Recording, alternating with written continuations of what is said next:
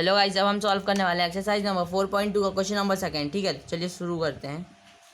Question number second में देखो, question number second ये रहा। ठीक है, यहाँ पे आपको बोला गया the following data give the information on the observed life time. ठीक है, ऑब्जर्व्ड लाइफ टाइम इन और 2 to 5। ठीक है, इलेक्ट्रिक कंपोनेंट। ठीक है, यानी आपके पास 2 to 5 इलेक्ट्रिक कंपोनेंट है।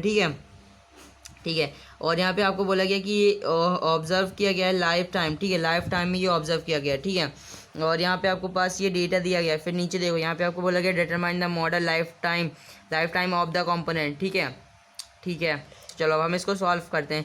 यहाँ पे देखो model life time of the component. ठीक है, इसका मतलब यहाँ पे आपको मोड का फॉर्मूला यूज़ करना है। ठीक है, और इसका मोड फाइंड आउट करना है। ठीक है, ये आपको चार्ट दिया गया। ठीक है, तो देखो, ठीक है, पहले चार्ट बना लूँ। ठीक है, तो सबसे पहले यहाँ पे मेरे पास है लाइफ टाइम इन आवर। ठीक है, तो मैं यहाँ पे लिख लेता हूँ लाइफ टाइम। ठीक है, इन आवर। ठीक है, और इसके बाद फिर यहाँ पे मेरे पास है फ्रीक्वेंसी। ठीक है, फ्रीक्वेंसी। ठीक है, अब मैं इसको वैल्यू इसकी पुट कर लेता हूँ। ठीक है, तो मेरे पास यहाँ पे सबसे पहले है क्या वैल्यू है 0 to 20। इसके बाद फिर है 20 to 40। इसके बाद फिर है 40 to 60। इसके बाद फिर है 60 to 80। ठीक है, इसके बाद फिर है 80 to 100। इसके बाद फिर है 100 to 120।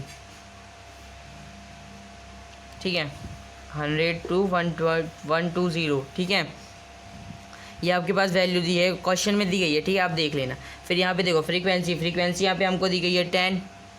इसके बाद फिर है 35। इसके बाद है 52। इसके बाद फिर है 61। इसके बाद है फिर 38। और इसके बाद फिर है हमारे पास 29। ठीक है, तो अब यहाँ पे हमको मोड निकालना है। ठीक है, तो ये मैंने ये चार्ट बना लिया। ठीक है, तो अब देखो, अब यहाँ पे मेरे को मोड निकालना है। तो सबसे पहले मैं यहाँ पे एक बार मोड का फॉर्मूला लिख देता हूँ, फिर आपको बताता हूँ मोड का फॉर्मूला। ठीक है, तो ये होता है आपके पास L प्लस F1 माइनस में FO अपॉन में 2 F1 माइनस में F0 माइनस में F2। ठीक है, और मल्टीप्लाई बाय H। ठीक है, मल्टीप्लाई बाय H। ठीक है, तो ये आपके पास मोड का फॉर्मूला होता है। ठीक है, और ये चार्ट जो कि मैंने बुक से देख के बनाया। ठीक है, तो आपके बुक में दिया गया, आप देख लेना। ठीक है, इसके बाद फिर देखो, अब हम यहाँ पे मोड निकालना है। ठीक है, तो अब सबसे पहले मेरे को यहाँ पे क्लास मार्क निकालना पड़ेगा। ठीक है, क्लास मार्क। ठीक है, तो देखो सबसे पहले यहाँ पे पहले यहाँ पे मैंने आपको बताया था जो यहाँ पे मेरी फ्रीक्वेंसी जो सबसे बड़ी फ्रीक्वेंसी होगी। ठीक है, जो मेरी सबसे बड़ी फ्रीक्वेंसी होगी तो उस पर मैं पहले एक अंडरलाइन करूँगा। ठीक है, ये बॉक्स के अंदर बनाऊंगा। ठीक है, इसके बाद देखो, तो ये वाली जो मेरी फ्रीक्वेंसी होगी ये मेरी F1 की फ्रीक्वेंसी होगी। ठीक है, उससे पहले F0 की फ्रीक्वेंसी होगी और उसके बाद में F2 की फ्रीक्वेंसी होगी। ठीक है, और इसकी जो देखो, इसकी अपर लिमिट क्या होगी, इसकी अपर लिमिट होगी 80 और लोअर लिमिट होगी 60। तो मोड निकालने के लिए हमें सिर्फ लोअर लिमिट की ज़रूरत पड़ती है। ठीक है, तो लोअर लिमिट यहाँ पे है हमारे पास 60। ठीक है, और हाइट ये दोनों के बीच का डिस्टेंस, तो 80 माइनस 60 कर दो, आपके पास हाइट आ जाएगी, वो होगी हमारे पास 20। ठीक है, अब यहाँ पे पुट कर दो। ठीक है, तो लोअर लिमिट यहाँ पे आपके पास है 60। ठीक है, 60 प्लस के बाद फिर ब्रैकेट। इसके बाद फिर F1 देखो, F1 कितना है, F1 यहाँ पे आपके पास है 61। ठीक है, 61 माइनस F0 से पहले होता है। ठीक है, वो है आपके पास 52 अपॉन में 2F1 यहाँ पे आपके पास है 61।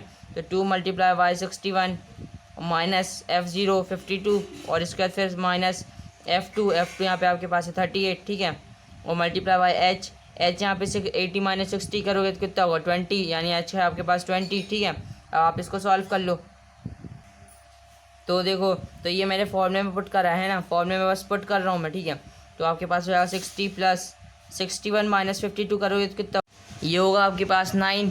ठीक है, 9 अपॉन में 2 मल्टीप्लाई बाई 61 कितना होगा, ये हो जाएगा 2 1 2 2 6 12। ठीक है, माइनस 52 और माइनस 38 दोनों को ऐड कर लो। देखो, क्योंकि माइनस हमारे पास प्लस होता है। ठीक है, तो 52 और 38 को ऐड कर लो, माइनस का साइन। ठीक है, तो 8 2 कितना होगा 0 कैरी 1 5 1 6 6 3 9।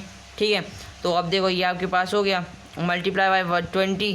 ठीक है, अब इसको आप आगे सॉल्व कर लो। तो 60 प्लस 9 अपॉन में 122 माइनस 90 कितना होगा, तो ये होगा आपके पास 32 है ना, 32 122 माइनस 90 करोगे तो कितना होगा 32। ठीक है, मल्टीप्लाई बाई 20। अब इसको और आगे थोड़ा सॉल्व कर लो, तो 60 प्लस 9 मल्टीप्लाई बाई 20 करोगे तो कितना होगा ये हो जाएगा आपके पास 180 अपॉन में 32, ठीक है।